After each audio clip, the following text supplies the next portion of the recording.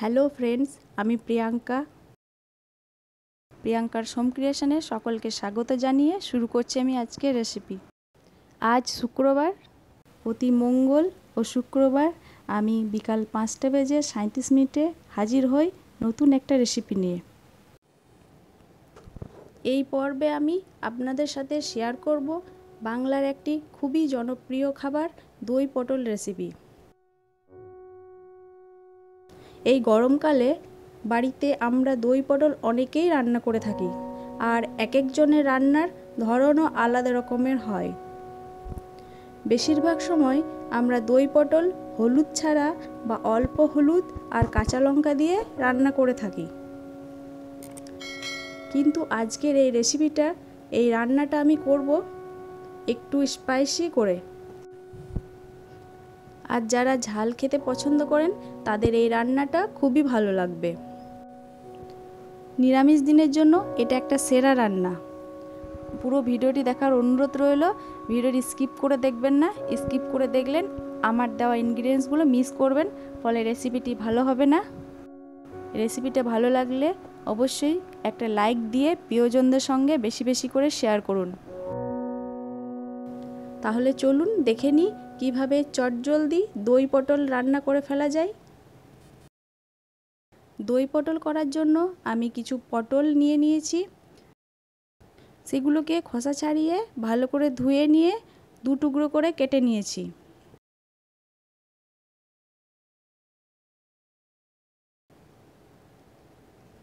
এবার পটলগুলোতে লবণ হলুদ মাখিয়ে 5 মিনিট রেস্টে রেখে দেবো।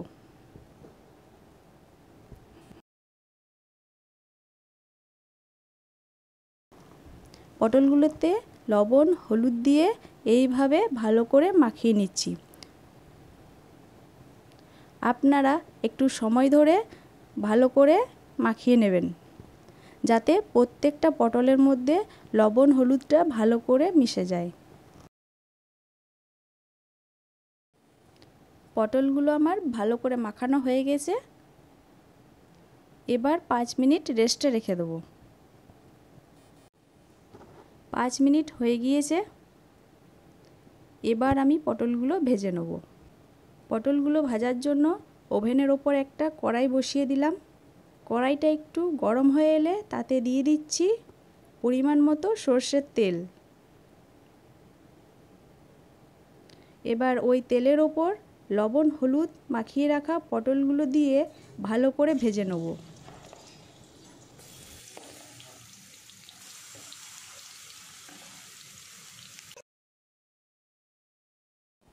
এইভাবে একটু সময় নিয়ে ভালো করে পটলগুলো ভেজে নেব।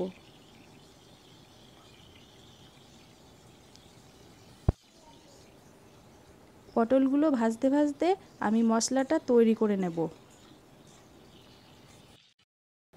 মশলাটা তৈরি করার জন্য আমি একটা মিক্সি জার নিয়ে নিলাম।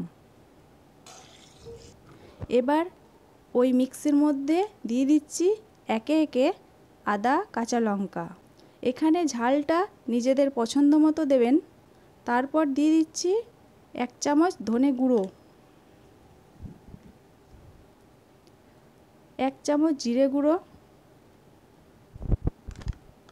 1 চামচ শুকনো লঙ্কা গুঁড়ো,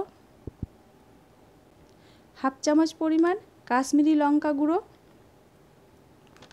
আর দিয়ে দিলাম হাফ কাপ পরিমাণ টক দই।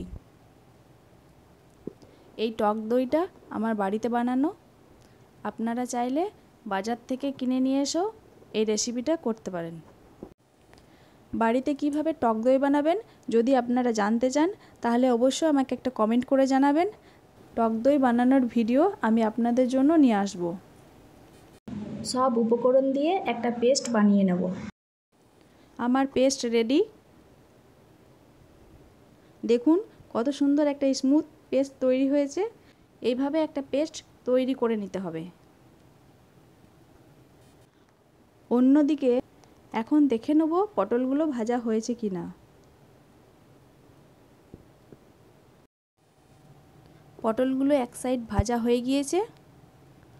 পটলগুলো উল্টে আরেক সাইড ভেজে নেব।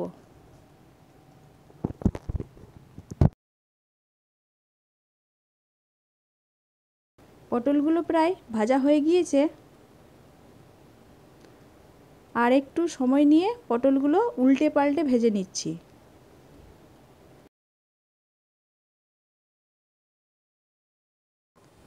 পটলগুলো ভাজা হয়ে গিয়েছে, আর বেশি ভাজবো না।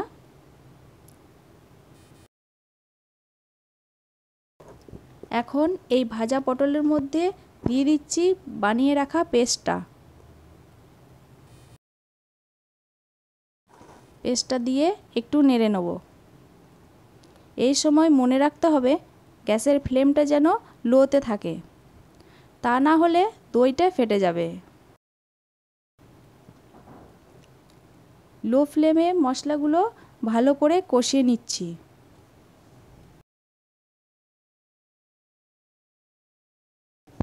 এখন এর মধ্যে দিয়ে দিচ্ছি পরিমাণ মতো হলুদ গুঁড়ো।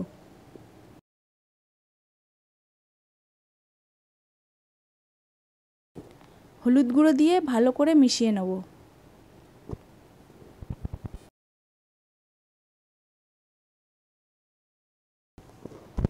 এখন আমি মিক্স জারটা একটু জল দিয়ে ভালো করে মশলাগুলো ধুয়ে নিয়ে এর মধ্যে দিয়ে দিচ্ছি।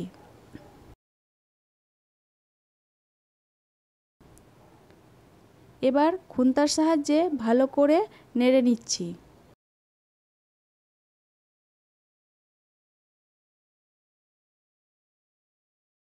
লো ফ্লেমে মশলা ভালো করে কষিয়ে নেব।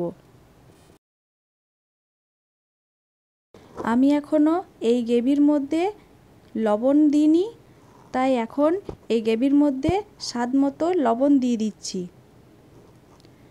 এখানে লবণের পরিমাণটা একটু বুঝে দেবেন, কারণ পটলগুলো ভাজার সময় লবণ মাখিয়েছিলাম। লবণটা দিয়ে ভালো করে নেড়ে নেব।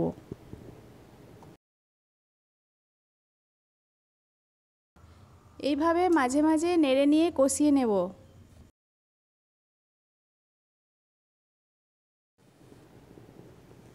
দেখুন পটল থেকে তেল ছাড়তে শুরু করেছে, আর রঙটাও খুব সুন্দর এসেছে।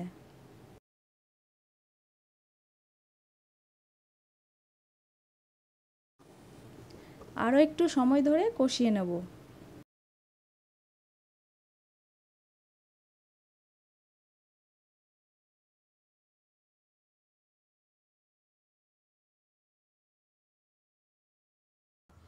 এইভাবে মাঝে মাঝে নেড়ে নিয়ে কষিয়ে নেব।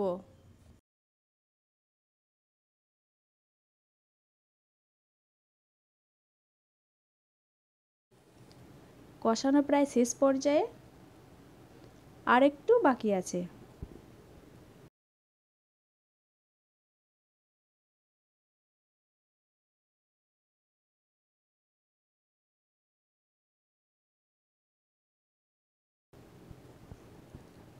কষানো হয়ে গিয়েছে।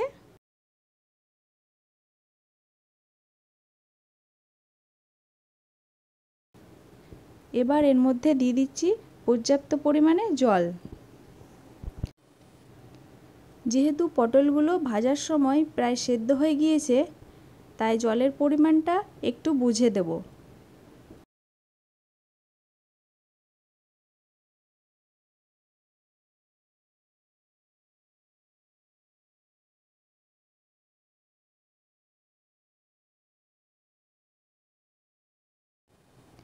জলটা দিয়ে একটু ফুটিয়ে নেব। খুব বেশি ঝোল রাখবো না, আমি এটা একটু মাখো মাখো করব।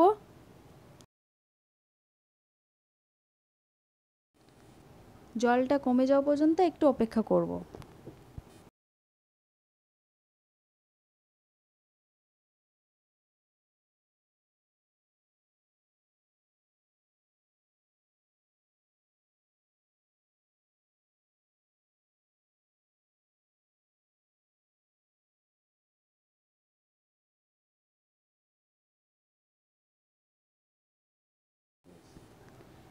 রেসিপিটা প্রায় হয়ে এসেছে, আর দেখুন রঙটাও খুব সুন্দর বের হয়েছে। রেসিপিটা কমপ্লিট। গ্যাসের ওভেনটা বন্ধ করে দিলাম। ঠান্ডা হয়ে গেলে একটা প্লেটে তুলে নেব।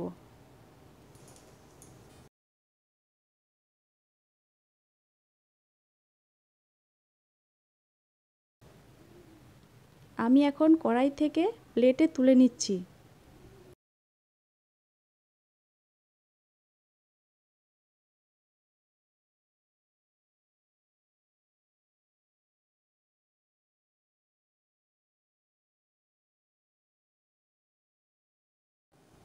গরম গরম ভাত, রুটি বা পরোটার সাথে পরিবেশন করার জন্য রেডি আমার স্পেশাল স্পাইসি দই পটল রেসিপি। পুরো ভিডিওটি দেখার জন্য ধন্যবাদ। রেসিপিটা ভালো লাগলে অবশ্যই একটা লাইক দিয়ে প্রিয়জনদের সঙ্গে শেয়ার করবেন। রেসিপিটা কেমন লাগলো অবশ্যই একটা কমেন্ট করে জানাবেন। ভালো থাকবেন, সুস্থ থাকবেন। দেখা হবে নেক্সট ভিডিওতে নতুন একটা রেসিপি নিয়ে।